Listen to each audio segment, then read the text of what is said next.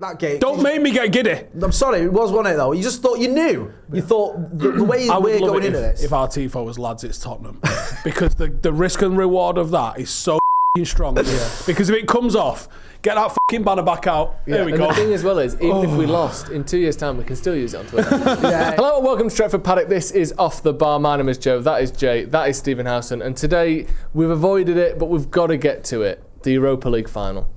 It's such a massive game. We need to talk about it in depth. Why does this always happen we, to us? We need to look at what's going to happen, what we can learn from the past, and what happens if we win and if we lose. This is a big, bumpy Europa League final podcast. It's every sort of 5 or 4 years, it's a tradition at this football club, that we have a Europa final that is seminal. That it's not just, if we win it, it's nice. It's if we don't win it, we're not in the Champions League, or the manager's going to get sacked in a few months.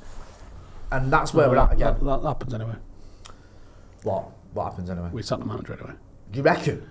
No, we're in that side. Don't you mean what you reckon? We've had about 19 managers since Fergie retired. If you're going off history, what we do, and the results and stuff, then you might have a point.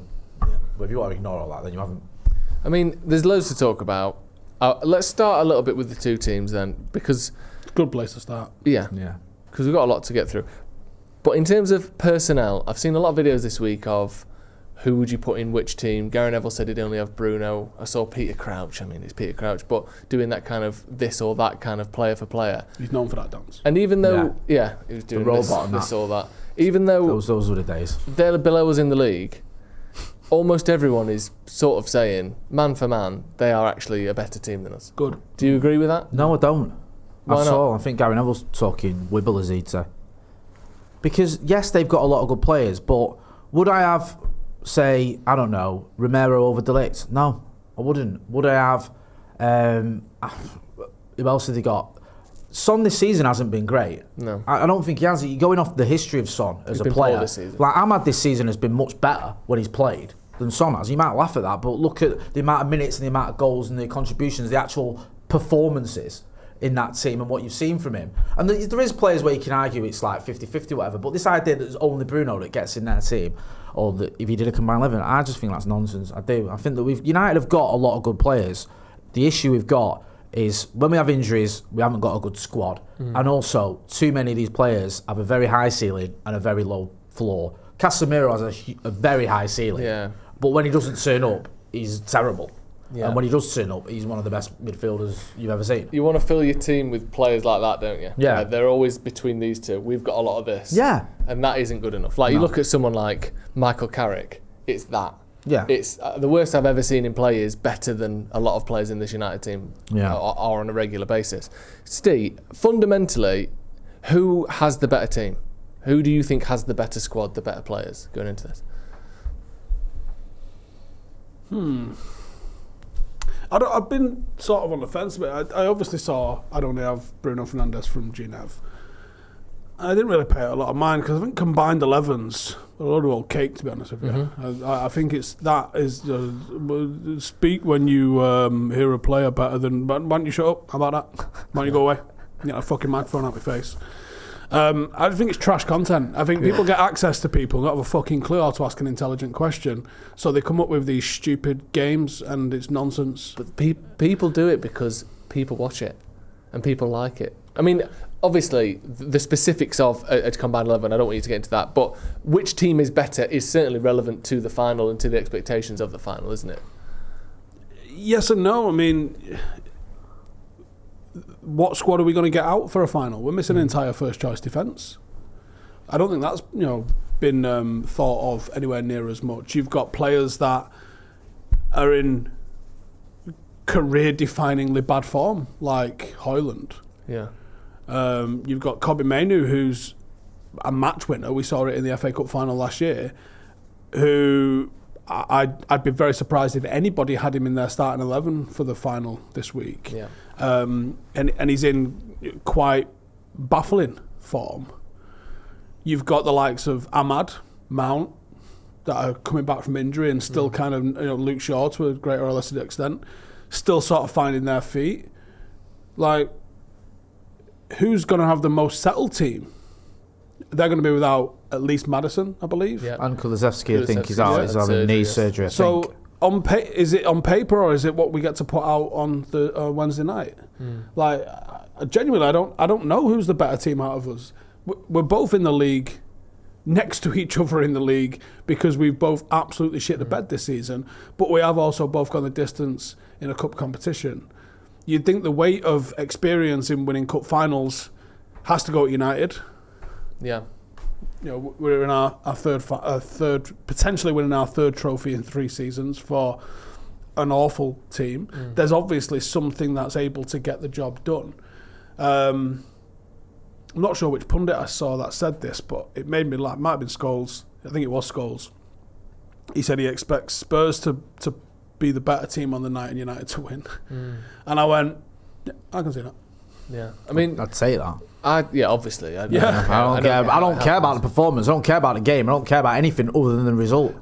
Seriously. I want to talk about the finals and the sort of the intangible stuff as well in a bit. The big difference between us and Tottenham in the league this season is they've scored about 23 goals more than we have. I think they've got 63 goals, 64 goals. I think there's only 4 teams that have scored more than them. What this are they season. doing then? Just drawing and losing left, right, and centre? Yeah, they scored shitloads of goals. Way more than anyone else anywhere near them in the league. Like I said, it's the top teams. They're the only ones that are around them or more. I think we've scored 38 goals, 39 goals. Go around entertain the fans, mate. Yeah, exactly. But how much of a difference does that, how much of an effect does that play, do you think? They're a team that obviously scores a lot and concedes a lot. We're a team that doesn't score a lot and concedes a little bit less than they do. In Europe. I think. Well, in Europe it's different. But I don't want to make this all about the overlap, but it is relevant. I can't remember who it was. You might remember. One of Gary Neville or Scholes said that if United went behind, they could see us coming back. If Spurs went behind, they could see them not being able to come back. Right. I actually not to agree with, a pair of legends or one of them. I actually think there's an element the other way around, because I think Spurs, they've got goals in them. Yeah. I think United haven't. That's the issue. And would throw the kitchen sink at it as well, wouldn't he? And you think, I know we did it against Lyon when we needed fragile goals, but that was just one of those crazy games where it was just, I've never seen anything like that in 45 years watching United. So I'd be worried if we went behind. It's like, where's our goal going to come from? Bruno, maybe Ahmad. Other than that, is Garnacho going to get a goal? Is Højlund? They're not exactly the thing prolific. is, though, Garnacho has scored goals. Yeah, and that might be the epitome of not play well but win. Yeah. It is Garnacho at the moment. Like, he's getting goals and he's getting assists, but he's not playing well. And you think, I sort of take that in a final. Yeah. It's like you generally get what you're worth. You play well over the course of the season, you will win more than you lose. Yeah. That generally is how it works. But in a cup final, you could play horrendous. You've just got to get over the line. You just got to find a way to win. And that might be the game. That Garnacho have 7 shots. Yeah. One of them goes in. I'm not arsed. No, I mean, to be fair, done. people treat the FA Cup final last season like it was 10 years ago. It wasn't. No. Garnacho turned up in that. I know he got a bit of a gift from Guardiola, but he scored. What, like Tottenham don't give presents out? I know, exactly. Yeah. So you can't. It's a good point. You can't ignore that. You can't ignore the fact that these players have won a final last season against a very good Manchester City side. A better City side than that fucking Tottenham side. Kobe Mainoo obviously. scored in that final was player of the match. Like there's players there that Bruno obviously had a hand in the goals. There's players there that are relevant to this game and are playing in this game, where the Spurs haven't won out. Pulled out. We was in a similar, not quite as drastic situation because it was literally half as good, no, twice as bad, whatever. We played a specific system all season. People pulling their hair out about this isn't good enough. We get to a final, he changed it and won the match. Would there be a parallel of that happening again, where Ruben Amorim's come in, got this very ultra specific plan A, seems very aware of that you can't be a plan B team as Manchester United. He's said as much in interviews. But knowing that you've just got to get a job done, do we just go and get the job done? And everyone goes, oh shit, he has got a plan B. Yeah, cup finals aren't the same. They're not. And there's a reason why some managers who, in their career, even the great managers, let's say 60 to 65% win ratio as a manager, there are some managers that have won 13 of the 14 cup finals that they've been in, against presumably other top teams. Pepper's got it. I think Hansi Flick has won 8 of the 9 that he's been in terms of finals. Jose had it for a long time until he started to get into finals with shit teams. But typically, you can sort of overachieve even as a great manager. Some people just have something in finals that wins them things. And I think being adaptive and doing something different isn't abandoning your style, it's winning a one-off game. Yeah. I don't think you can play one way for 70 games all season and then do it slightly differently for the final. That isn't, he's abandoned his tactics. He realises it doesn't work. It's, no, I had to do this and this for this particular opponent. I'd be happy to see him do something a little bit different. Totally. Absolutely. Like, Klopp was the other way around with that, wasn't he? Yeah, he always lost finals. Record in finals. Didn't he lose like 6 on the spin? But he didn't actually change anything. No, that's what I mean. Was like, let's go with plan A. Yeah. And look at the quintessential play bad and win is 99. Yeah. We're not actually as bad as you think we are. I think the standard that we set that season was set our expectations far higher than what we saw. And we're sitting there going, oh my God, this isn't us. No. We still actually created a hell of a lot of chances in that game, but we also should have been 3-0 down before we scored our first.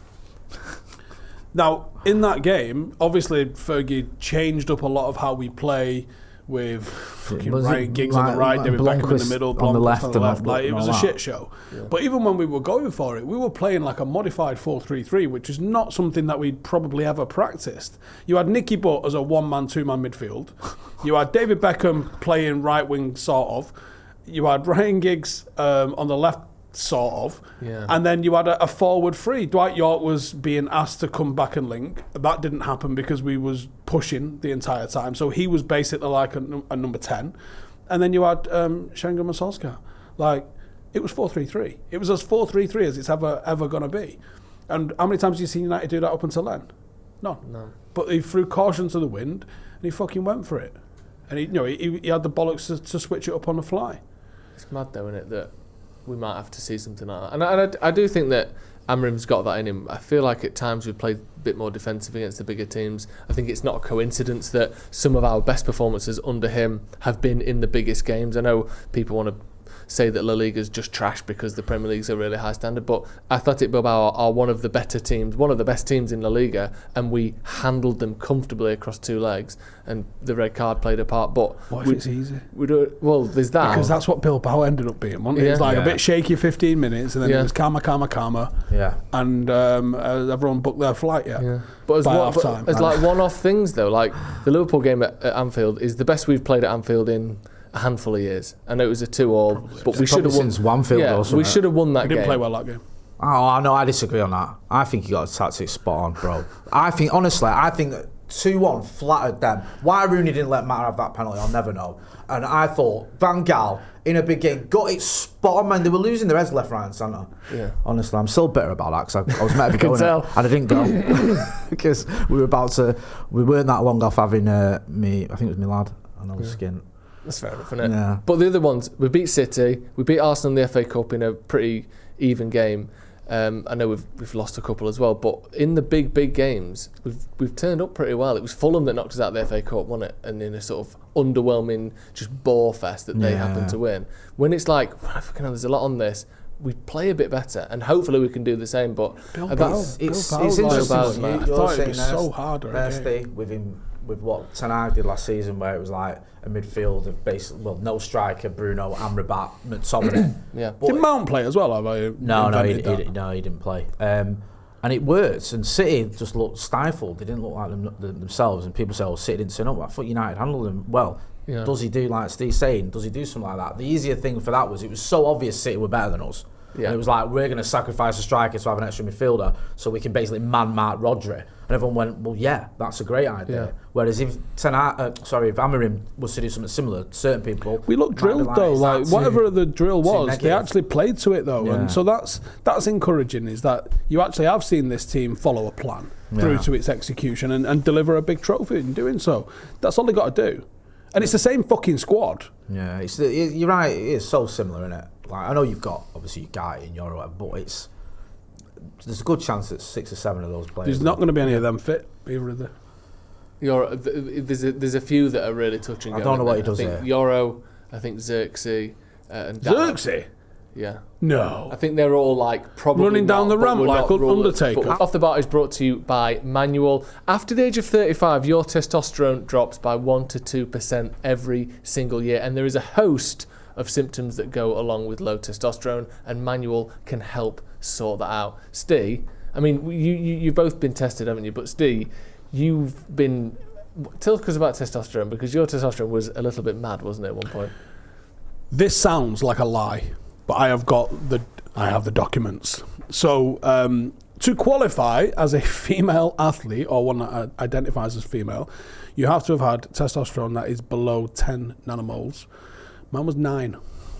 So I could have qualified for an Olympics if I was good enough in any particular sport. What kind of symptoms and how does that sort of make you feel when your testosterone's like that?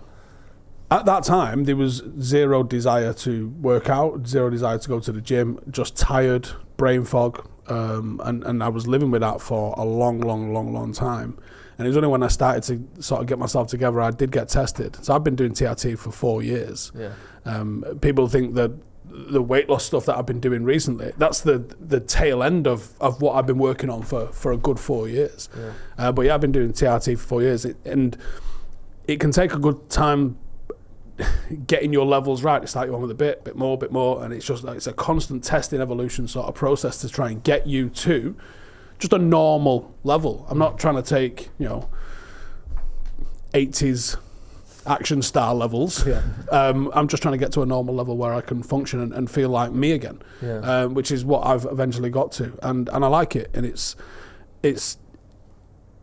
been a real positive, I think, for me, and the desire that I have got to train at the moment is massively helped by this regular medicine.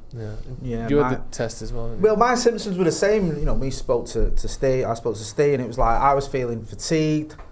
I was struggling with my sleep, and you don't always identify that as having low testosterone. It's not something you automatically think about. But when I spoke to Steve, I know he's worked with Manual, and he was flagging it up. I thought, yeah, that's something that sort of rings true for what I'm sort of experiencing as well. So then we had the test, the first at-home test, which is simple. You do a little finger prick, you send your blood off to Manual, they do a test and check it and get your testosterone levels, get your results, and that showed that my testosterone levels were a little bit lower than what they should have been. And then I had an enhanced blood test where we did it here. There was a nurse that visited. So simple, so quick, so easy.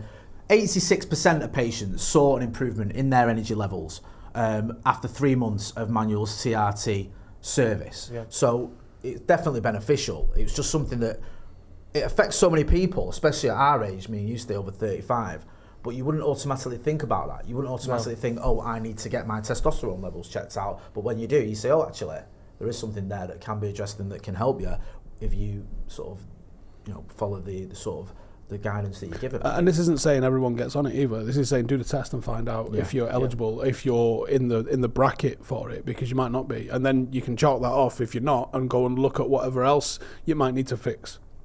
But it's absolutely worth going looking at because it's such a simple fix if it's required. Yeah, massive. And using the code as well, we've got a code, Paddock 45, you get 45% off that initial home testing kit, so you can, like I said today, find out what is going on, whether it is low testosterone, because so many men will have low testosterone and just never know about it. So yeah, check out Manual. That's it, man. You don't have to put up with those symptoms. Yeah. Go and check out Manual. There's a link in the description. How much do you put in, Steve? How much weight do you put into the whole history, aura, as the kids say? It's Spurs. Yeah, how much you put into that? Is that a fact? Because like Real Madrid have this thing where since 83 under Fergie, against Fergie, they've won every single final, no matter who they play. Final. Yeah, sorry, European final. Yeah. Sorry, you're right. Like they win it. Like it's almost like it's pointless playing. They're going to win. Yeah. Like there's something in that, not just tactics and there's something there. What is it? Like what? You know what I mean? Like does that play in a bit where? I think, again, I'm sorry I keep repeating about the overlap, but it's a fair point, like, where Scholes and Neville sort of like, so it's United, we have got that. I felt it, and I said this to you, in that Carabao Cup final, before kick-off, when I saw all those Newcastle fans who'd arrived early with their flags, divved out. I said, we're winning this today. I have never been as confident about any game in my life. I thought, we'll win this. And we won it comfortably. And they were probably on par at the time. Yeah, it was like pretty even. But we that game. Don't make me get giddy. I'm sorry, it was, wasn't it though? You just thought you knew. You thought the way we're going into this. If our tifo was lads, it's Tottenham. Because the risk and reward of that is so fucking strong. Because if it comes off, get that fucking banner back out. There we go. The thing as well is, even if we lost, in 2 years' time, we can still use it on Twitter. And every other fan will be using it. It's a gift to football, but we won't be doing that. Yeah, what is that, and how much of a difference does it make, that intangible thing that some teams win and some don't? You'd have to say that this team has definitely got some of that. We've been to a lot of cup finals in recent years. A lot. For how unfathomably shit we've been. I mean, how many finals have Villa been to? For the gidiometer that they've had with the fucking Newcastle lot. Christ on a bike. We've been to 4 in 3 years. Yeah, but in it like 5 in 4 years though. Well, we went 1 under Ollie, and then 3 under Ten Hag, was it? Yeah. And then do you know what I mean? This one now. We go to finals. Yeah. We're there. We don't always win them, but I think we've got a fairly good record in them. Spurs have got no pedigree, my little chum. Like, none. I know they obviously won the Carabao in 2009, whatever it was. 2008. 2008. What was the one before that? Because everyone talks about that one. The Cup Winners' Cup in 1963. No, they won under George Graham, I think, in 2001, the League Cup. Okay, so they've won 2 trophies in 25 years, I think, is the record. Yeah, and they're as big a team as you can be without winning more trophies, aren't they? Because every team in England that has finished higher than them consistently has won a lot more than they. I always go back to that semi-final when we played him, when it was Poch versus Jose, and they went ahead, didn't it, with Dele Alli? And you think we were there for the taking then? And it's like the Spurs gene kicked in then, and it was like, hang on a minute, what we're doing? This feels entirely too positive. Yeah, don't worry, I'm going to get into my prediction. Sorry. What is it? What is that though? Is it just confidence? Is it one of the things we stuff under the banner of confidence? It can't be anything else. It's not a culture. Gas Culture's or something science can. You see them Spurs fans before the Champions League final? I get it's a Champions League final, right? We've all seen our team being in several Champions League finals, so it's not like it's an alien concept to me. But as soon as they beat Ajax, it was all about we've made it. Even if we lose, especially the way they won it as well. They completely even if we lose, went, that was our final. It was like Pochettino was crying, and nothing wrong with people crying. It's fine. I'm not having anything, but it was like that mentality is almost like this is the achievement getting to the final. Where even United don't have that mentality. Even United, like we've all watched Champions League finals, we've lost and been gutted and been raging, and that was against one of the best club sides ever. So I just feel there is a little bit of that where it's like culture, like you say, Steve, where the culture isn't one of trophies and winning things, and even United and this guys are used to winning.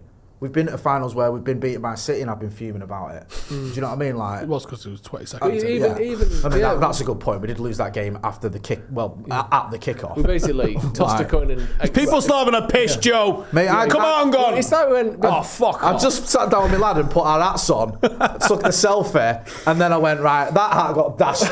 And I was ready to go, if you hadn't been with me. Start the car. Yeah. Jesus Christ. Yeah, honestly. So, I mean, you travel down, didn't we? No, I think it's culture, man. I think there's an expectation of that Spurs don't win stuff, and there is absolutely an expectation of, even United are unfathomably bad. There's still an expectation of, you go and fucking win that. There's enough winners in that dressing room. Casemiro's literally won more than Spurs club ever. Yeah. And he's won more Champions Leagues than Man United. But do you see him? 7. Do you see the way he fucking celebrated after the semis? Him and Amorim. That's a man that still fucking got that fire. That's like Giggs used to have that, I remember watching United lose 4-0 at Upton Park in the League Cup, and Giggs was about 38 or whatever at the time, and in the last minute he's chasing down lost causes. Yeah. Like there's that mentality. Like doesn't matter what you've won. That's culture. There's something in you. And we did see a bit of that in the Lyon game.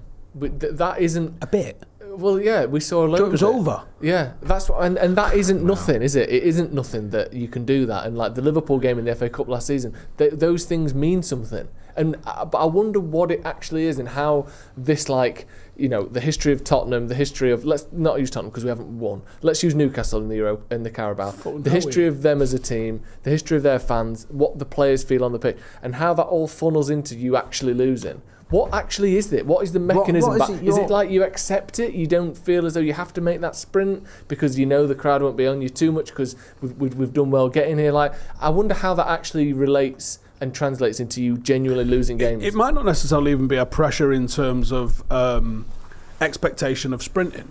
It can be an entirely different thing. It's like sometimes you can be too stimulated. I think sometimes a manager's job is not necessarily to fire.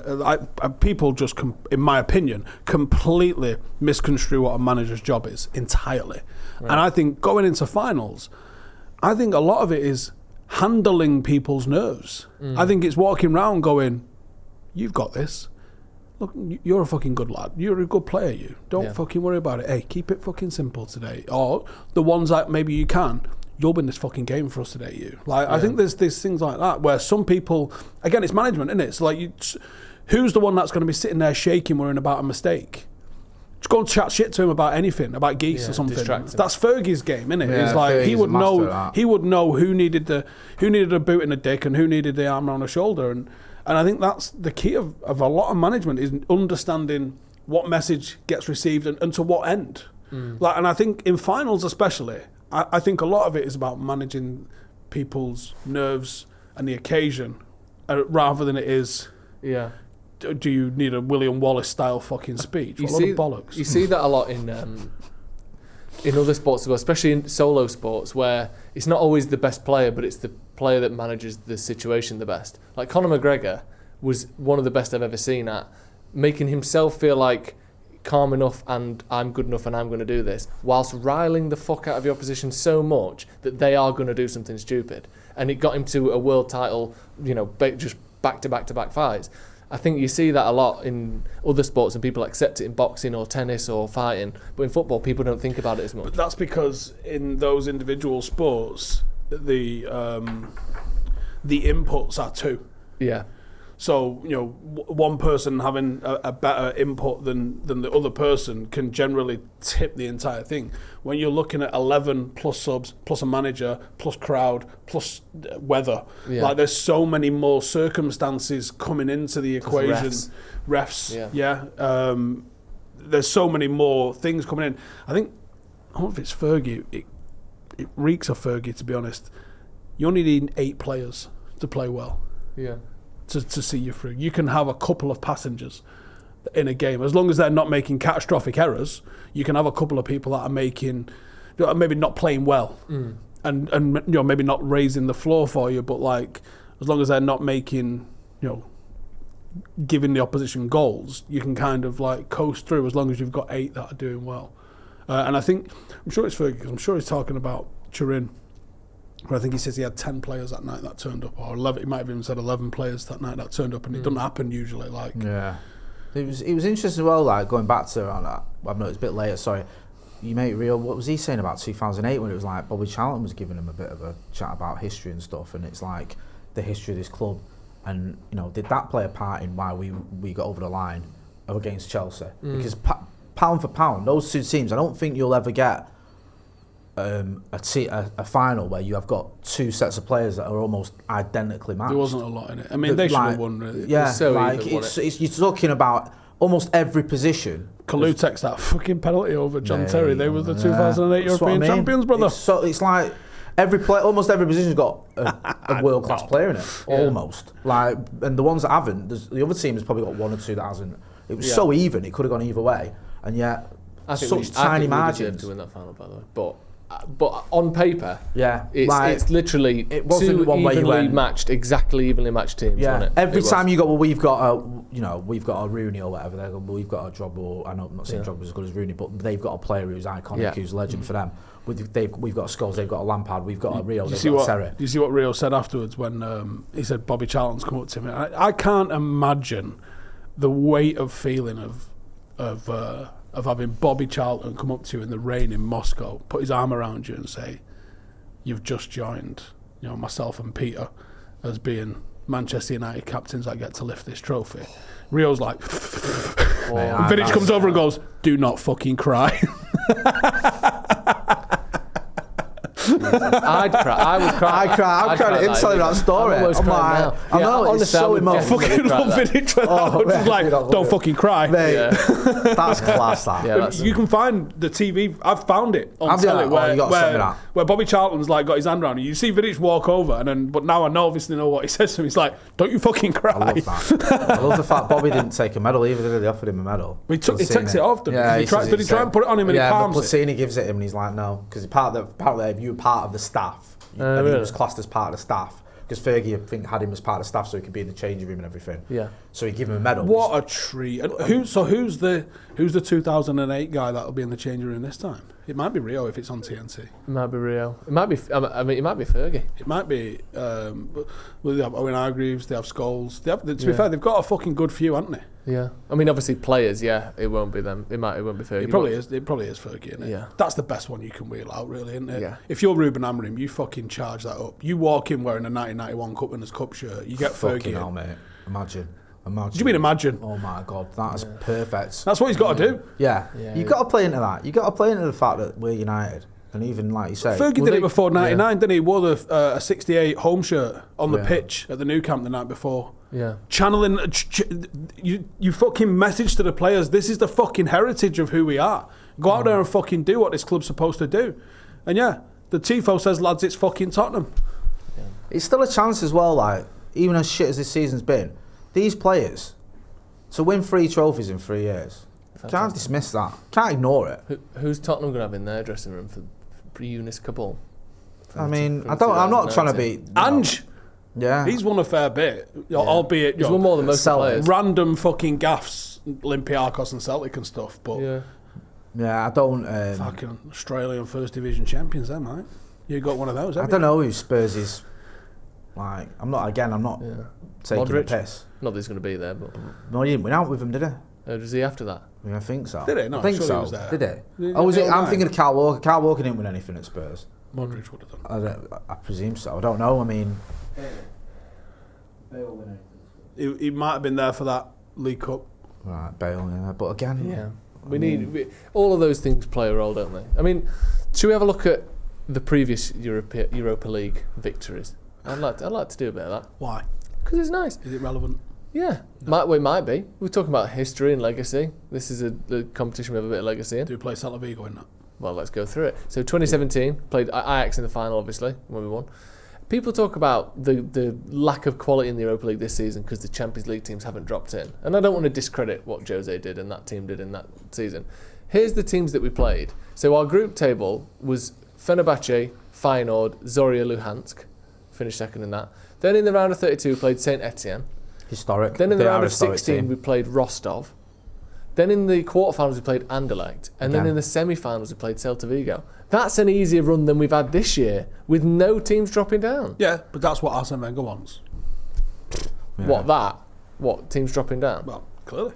Yeah. See that? So I mean, obviously, I know Ajax were decent that season and all that, but it's a relatively straightforward run to the final, that, isn't it? He wasn't at the time though. He didn't feel it, did aside. No. Do you remember the mask clipping with Jose? Jose was quite cold, quite stoic. Didn't want to fall in love with us, Joe. Yeah.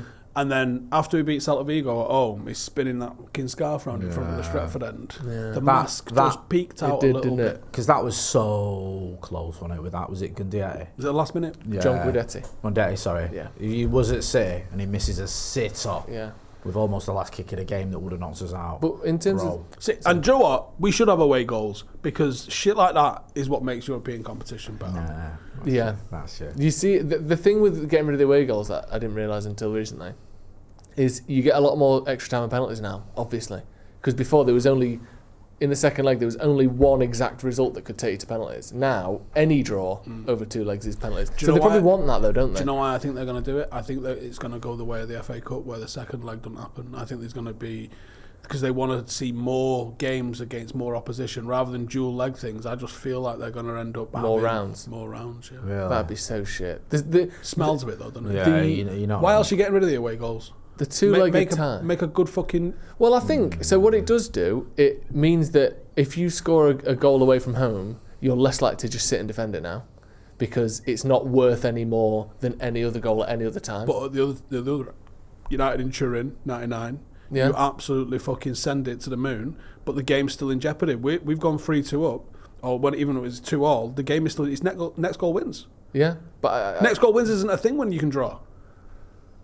That's true. And that's what I mean. Everything's extra time and penalties now, whereas back then the only exact result from the first leg, the second time is extra time. Look at Paris with Rashford's penalty. Yeah, it's a miss it and you're out and you score it and you're through. That doesn't happen. It's a draw. No, that's fucking true. Shut up. But then does that not then? Obviously, in terms of that extra heat, that extra special moment, it gives you more of that. But I think with no away goals, you have teams going back and forth for more of the tie potentially, because there isn't that. You're not getting bogged down by the pressure of a single goal. I just as think much. both of those semi-finals happened the way they happened, not because of losing the away goals, just because of who they were and all the rest of it. I don't think what we saw was a consequence of losing away goals. I think away goals actually makes that even more exciting. Yeah, potentially. Like, they're nerfing our game, Joe. Just on the final in that game then, the 2-0 against Ajax, Pogba and Mkhitaryan with the goals. It's different because it's a Premier League team. I feel like a fucking lifetime away. Yeah, it was, wasn't it, bro? It does. Can we learn anything from that final? No, all bets are off for that final. You can't. The emotion going in that game is something like I've never ever experienced as a United fan in my life, and I never want to experience again because of what had happened in Manchester. Was it 2 days before? Was it the day before? Was it the day before? Sorry, it was the 22nd of May that there was the arena attack. When was the final? Was it the 23rd? Was it the 24th? Yeah. Or 2 days. Yeah, so it was just a weird feeling. It really was, and I was doing a bit for Q103, the radio station, interviewing fans who almost felt guilty for going. Do you know what? It was 2 days before, but because it was like 10 p.m. at night or whatever. Yeah, you sort of found out about it on the 23rd. We only had a day knowing about it, I guess. And people felt like they were like doing the wrong thing and going to the final, like we should have stayed in Manchester and been there for what everyone was going through. So it just had this weird feeling. Was it Tiger Me? The fucking cordon was at the door of Tiger. Like, so the police cordon of where, like, you just can't go in because it's a crime scene now, obviously. It ended, and then the door was, ended at the door. Like, what, that's where you went for the final? Yeah. Tiger. We'd already had tickets for it. It wasn't like it was like, can we get close to where the fucking incident was? It was like, we had tickets for there. Yeah. And there was, they obviously emailed everyone, was like, we actually are still going to be open for it. Yeah. But the cordon was there. It was mad, and fair play to those players, man, because they turned up, and it might have got in your head, it might have been like, do you know what I mean? But the game itself, it felt like almost like it was easy. Yeah, it was a training exercise. Ajax didn't really look up to it at all. No, they didn't. I was watching Walkabout in Sheffield. We bypassed the press, going straight to big old fellas, didn't we? Yeah. Marouane Fellaini and his Jose extra foot chest. Marouane. Best chest of a ball I've ever seen. Yeah, a better chest than his first touch. Yeah. It was unbelievable. And I'm not even messing when I say it's the best I've ever seen. I loved him in that campaign. Yeah, I did. Come on, you know what I mean? And also it was great because it was like Carrick and Rooney won everything. They'd won everything, and Man United had won everything. Right. I mean, now obviously it's the Europa Conference, which we haven't won. But at that Give point, it time. all the available competitions, United had won every single one. 24 months. Yeah. 24 months will be Europa. We'll be sitting here trying to justify why being in the Europa Conference is a good thing. Yeah. Gives us a chance to complete the set. But we turned up, we made an easy game of it. Ajax didn't turn up. And we also need to win the World Club thing. This is a £1 billion prize pot. Have you seen that, by the way? What? So this World Club Cup. I think it's an absolute travesty, that whole tournament. I think it's a disgrace. The fact that Inter Miami are in it, why? Well, Messi in that. We need Messi in it. Yeah, literally is the only reason we need to get Messi in it. You shouldn't have any prize money like that, because it's not just private prize money by sponsors and stuff. It's like UEFA FIFA sponsor money. Like FIFA are paying people this money for a tournament that the way to get in is weird. If you've won the Champions League in the last 3 years, or we just like you, you're in. Sign Messi. What the fuck is that? I know, to be fair, Inter Miami did have the best regular season record in the MLS, but they didn't win the MLS. It's not a thing. No, it's not. It doesn't matter. That literally doesn't matter.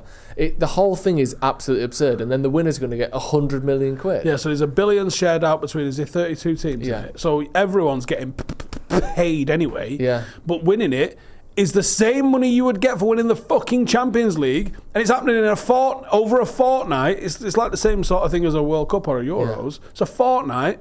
You've got 6-7 games. Is 100 million. It's crazy. It's actually shocking, isn't it? It's the Super League. Yeah, it is the Super League. It's the FIFA Super League. Luckily, so far, no one cares about it, but eventually they will. In 10 years, they will. Joe, they're paying 100 million. If you think teams give a fuck about coming fourth for the 18 million you get to be in the group stage, on one hand, if you was going to try and play devil's advocate for it, it might actually level a playing field for your South American and like North American teams to compete with European teams because of that prize money. Yeah. Because there's going to be certain teams, probably fucking Miami now, that'll just be in that fucker every year. Yeah. And if they're going to keep getting that, they're essentially getting some Champions League money. They might be able to start, taking over some. It might get interesting, but it is a shit show. Yeah, it absolutely is. Let's move on to 2021 then. Ole Gunnar Solskjaer's the manager. His second full season. Finished second in the league at the time. Got to the Europa League final. Up against Villarreal. Let's go through the group stages. I might have been drunk. So this is United. Yeah. Do you know I only watched the penalties from this about 3 months ago? I've never watched them back. Yeah, I didn't see him on the night, and I watched. Why would you do that? Yeah, because I don't know. It came up on Twitter. And was it a good game? Was it a good game? No, it was terrible. We did not turn up whatsoever. Oh my God! Cavani had one chance. So poor, weren't we? Yeah, we were terrible. Let me go through the run to the final. So in this one, we were the drop downs from the Champions League. We were in that mad group where we had Leipzig, PSG, and Istanbul Başakşehir. We beat PSG away. We battered Leipzig at home, and then fucked it for 5 games in a row. Finished third, into the round of 32, and this was a proper route to the final. This is 1998. One of the hardest routes to the Champions League final you can have. We had Real Sociedad in the round of 32, then AC Milan in the round of 16, then Granada in the quarterfinals, and then Roma in the semi-finals. Yeah. That's genuinely tough. How much rum was I drinking? Because I don't fucking remember any of them games. Oh, you were drinking all the rum. Yeah. During this run. This was Roma. Big. This was big. And we won 6-2. Yeah. It was mental, that run. There's probably footage of me watching these games as well, and I don't remember a fucking carrot of them. Us sat in that corner. Didn't Delot play against us for Milan? Was that game where he was on loan at Milan and he played against us? What the fuck happened in the Roma game? No way we winning 6-2. Loads of goals and that. I actually don't remember that. I don't remember us beating Roma 6-2. Whoever's wrote them up, have you just made them up? Nah, it was. They're all just made up. Prove to me that happened. So then Cavani got a couple, didn't he? Cavani got a couple. So then I'm going to have to Google our watch along and see if I was on it. In the final then, while you're doing that, United played Villarreal famously in the final. 1-1 after extra time. Spanish teams don't lose finals, that's not on us, that. That's not our fault, to be fair. Then Villarreal win 11-10 on penalties. David De Gea missing the final penalty in what was just a heartbreaking moment. Truly heartbreaking the way it happened. So infuriating, so upsetting. United finished second, so we still got Champions League football. But it's the worst way I've ever seen us lose a final. Yeah, I think you're right. I think it was there for the taking. Villarreal are a good side, but we can beat them. We didn't turn up. I think, was it McTominay, got man of the match, or the players, United man of the match.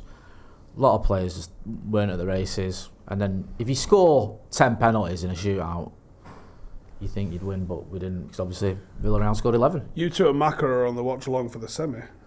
Where were you? Did you even watch it? I don't think. Well, the 6-2 was at home, so were you not at the game? Might have been. You must have been. So believe it or not, we did beat Roma. We did get to the final. Sceptical. We did lose on penalties in the most horrendous way possible. Let's agree to disagree. I can actually remember more of the final than I can Roma. Yeah. That's worrying. Because I remember seeing you 2 hours before that final, and I thought he ain't going to make this final. We had a good old time. Yeah, we did. 6 months later, Solskjaer gets sacked. Obviously. Why Not would you saying keep a that manager it's that's finished entirely because of that. There's lots Standards. of things that I'm sure went into it, but those are the sequence of events. Let's look a little bit past next Wednesday. Good or bad? Let's say we win. How does that change the perception of Amrim? How does that change this team? How does that change our summer? Because it does have big ramifications mentally, financially, all sorts, doesn't it? One of the major gripes against Ole by a lot of fans was the inability to get over the line in a final. Despite coming second, which is a massive achievement if you're Arsenal. I still think we have quite clearly demonstrated, and I know Ineos are technically a new entity, so we're kind of yet to see what they're like. Them sacking Ten Hag within a year of getting here isn't necessarily saying anything about them or about Ten Hag. New owners, and I know they're not full owners, but they're new football controlees. they always sack the manager. It's such a yin follows yang, sort of sequence of events like that. They always sack the manager. It's the most dangerous time for any manager is when they get new owners. They just get sacked. Yeah. Unless you're Fergie, obviously, because you'd have to be a psychopath to sack him. Well, you'd have to have any interest in running the club, wouldn't you? Was sort of tied in with him staying. Do you know what I mean? So I don't think they could have if they wanted to, which they didn't. Yeah, so I think what we've seen historically is league position trumps trophies, which is sad, but I do think that's the reality. We sacked Louis van Gaal whilst he was taking photos with the trophy. Disgusting. We sacked Ollie after coming second and third, which it honestly feels like a million miles away from where we are right now, because the league form was off and Ronaldo was giving interviews to Piers Morgan, which probably didn't help. We sacked Jose because it had gone west in the league, not because he didn't win trophies, because he did. And we sacked Erik ten Hag after delivering 2 trophies because the league form was off. So I think if I was to try and draw any conclusions from this, it has to be that the trophies are nice and they're a good day out and they're probably more for fans and players to remember. I don't think the football club gives as much of a shit about them as they do. And was it Barada that came out last week saying that United are targeting the top 6 finish next season? I think they've told you exactly what they're looking at. If we are within touching distance, arm's reach of 6 next season, Ruben Amorim will have a job, probably. Unless we've, catastrophically shit the bed or he's fell out with someone, because I think that's on the cards where he goes around punching walls. If we're not, if we're in a similar position to we are now, well, I hope he's only renting. Because I think he'll get a bullet. And I think the club has demonstrated that even with different ownership over the last decade. Now, winning it or not winning it, there's pros and cons. There's genuine pros and cons to both. What are the pros to not winning it? Because I struggled to see that. 1 game a week.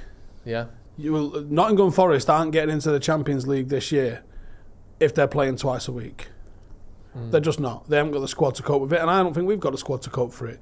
If you said to us, we bring in Cunha and maybe Delap, right? And maybe another midfielder, but that's your lot, right? That's pretty much the squad going into next season. How do you think you're going to do? And we're only playing once a week. I believe in the squad and the manager enough to get us into that top 6. Yeah, I hear that. Do I think that we could do that as well as playing on a Wednesday night against fucking PSG and kind of Atletico Madrid? And no. And I think he has to choose one. I think as well, you look at Newcastle over the last 3 years. How weird. 3 years ago, did really well, got Champions League football, great. Season after, Champions League, shitloads of injuries, finished 7th. We bumped them down out of even the Europa Conference. This season, no Europe again. And all of a sudden, slightly fewer injuries and back up to top 4 again. I don't think that is a coincidence. It is much harder. Because even if it's not like tiredness, people just get injured more when you play more and you less rest and all that. Preparation for a game. If you've got a game on a Saturday, and today's Sunday, we played yesterday, we don't play again until next Saturday, we can all have a nice relaxing day today. Yeah. Tomorrow we can come in. We might be able to work on things like set plays. We might be able to work on shape a little bit more. I might be able to go and work with Rasmus Højlund on how to score a fucking goal and get across the front post. I might be able to do that on a Tuesday. And then maybe on a Wednesday we're going to look at what our opposition are about. Then we're going to work on some of our own stuff Thursday, Friday. If you've got a Champions League game in Paris, you're in on Sunday. Monday, you're doing a bit of prep for them, specifics. You're not really working on set plays. You're not really getting your shooting practice done. You're not so you don't get a chance to even look at that Arsenal game until Friday. So you're just chasing your tail a little bit. When it's only 1 game a week, you've got so much prep time. I agree, and obviously you were literally asked for the pros of us not being in Europe, and you've given them. But I still feel that if we were in Europe, just that. The feeling around the club, the momentum of having a big game more often. You saw it under Erik ten Hag in his first season where we beat Barcelona. People don't forget that. And we didn't have a drastically different squad than what we've got now. We beat Barcelona, we finished 3rd and we got to 2 cup finals, winning one of them. Like, we were on a bit of a roll for quite a while. And I think a lot of that is because it's big games, it's exciting. You're not just watching other teams having all these games. You're involved as well. Oh, there's cons. Yeah, so I get your point because you literally just said what the pros are. The downside to it is, as a fan, it's watching other teams compete in Europe. You're not. You're waiting, and no disrespect to clubs. You know, your games over the next 3 weeks might be.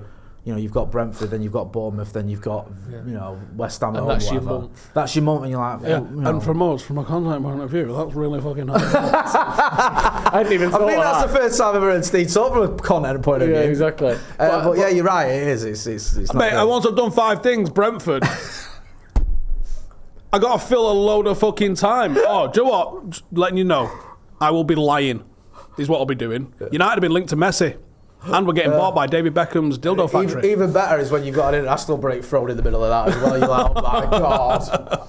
Yeah. No. Welcome at Stretford Paddock. We'll be lying to you today. Yeah, we're just lying to you. We're quoting, you know, Fihajis. And this is just like on the pitch United fan stuff, let alone the financial stuff, because that is a big thing in all this, isn't it? Yeah. The ability to not just attract players because of the Champions League, but attract players with the extra 20 to 100 million quid that we'll get for being there. Yeah. Like, that's massive.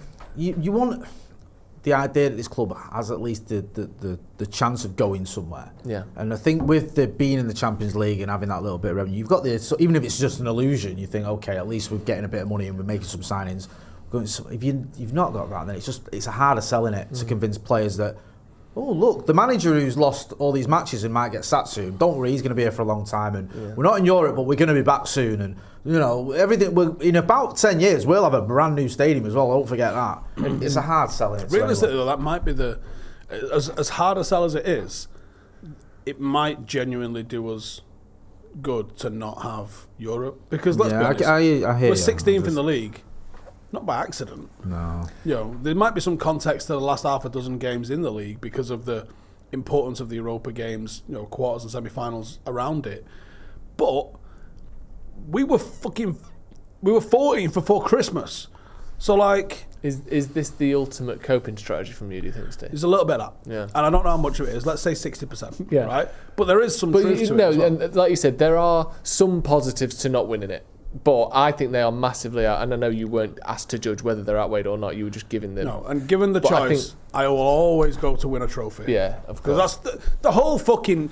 Like, look, do we support Manchester United FC accountants? No, I support the football team. Why? For the fucking football. And the football requires trophies. You can stick your top 4 finishes season after season up your fucking arse. It is about winning trophies. That's what it's all about. And how many times have we sat here? Sorry, I didn't mean to interrupt you. How many times have us three sat here or on this channel and discussed that game against Leicester in Ollie's first full season that got us into the top 4?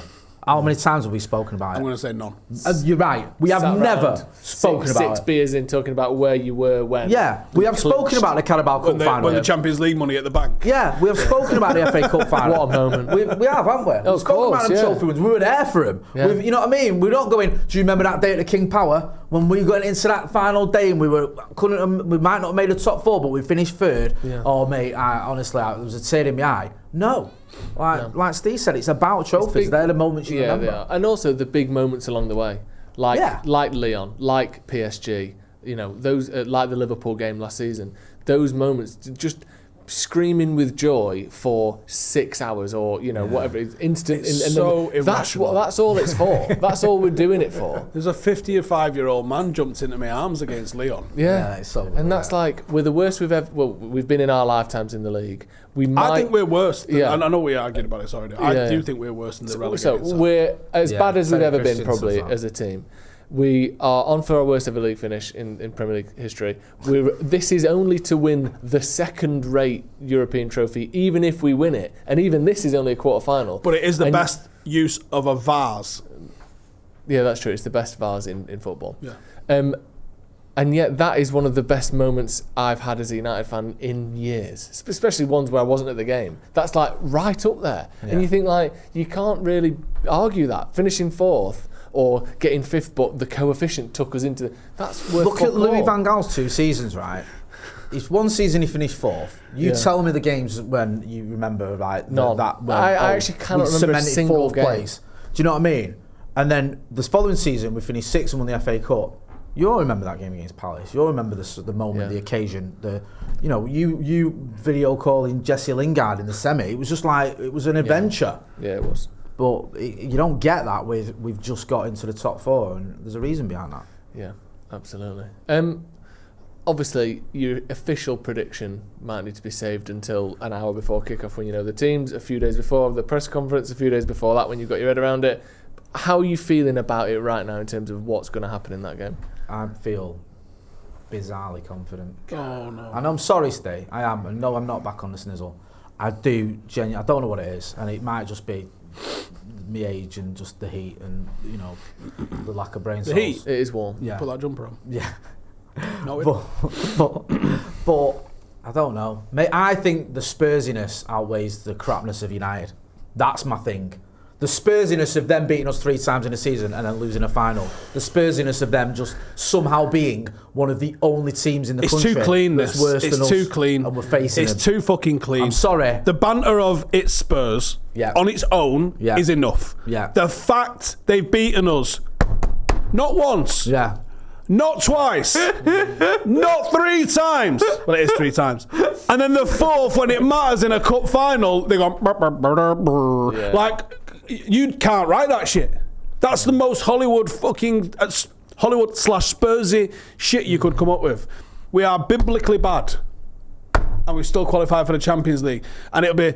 Manchester United, the lowest ever qualified. Sweet. Absolutely sensational. I am so here for it. You're resisting it. I am.